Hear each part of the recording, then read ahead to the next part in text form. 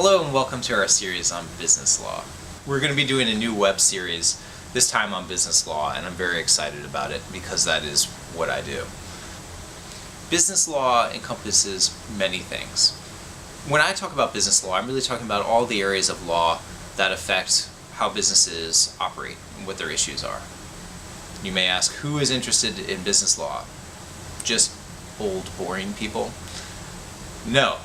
Pretty much anybody who comes into contact with a business. So that is, if you're an owner, maybe you're thinking of starting and opening a business, you'd be an owner. If you're a manager, there's already an existing business in place, you've been hired to take care of certain items. Maybe it's the employees who work for the business who get paid for their services. Or maybe you're thinking of investing in a business. Maybe you're here in the Silicon Valley area and you have a potential startup that you want to put some money into. Those are folks who are interested in business law.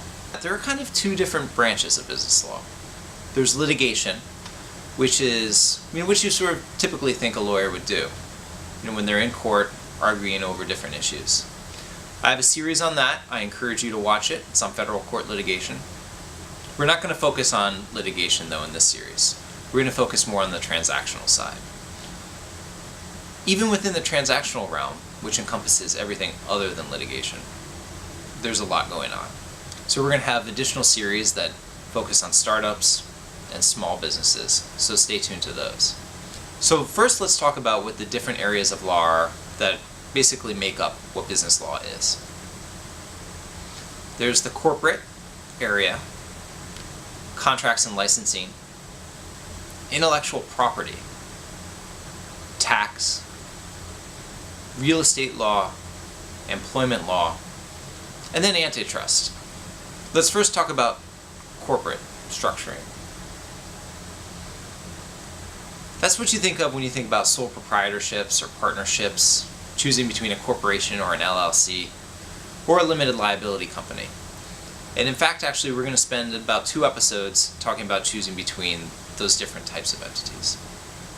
Alright, so we've just touched on corporate structuring, and let's move on to the next 2 areas. Contracts and licensing, and then intellectual property. Contracts are very important for business. It's how you ensure that you get paid when you have an agreement with your customer. It's the written agreement that you have with your employees, or maybe your agreements with your co-owners.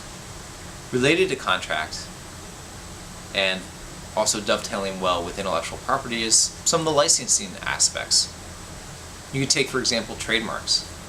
Let's say you want to maybe co-brand something with one of your suppliers. We could take for an example, Doritos and Taco Bell with their taco that is made out of Doritos-like material. There's also trade secrets. Trade secrets are those confidential pieces of information that have and bring value to your company. So, for example, your customer lists, or maybe the formula for the soda that you've created, or your special fried chicken.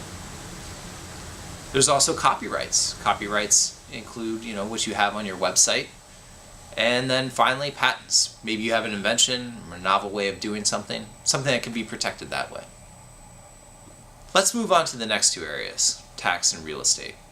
Tax is obviously a very important area.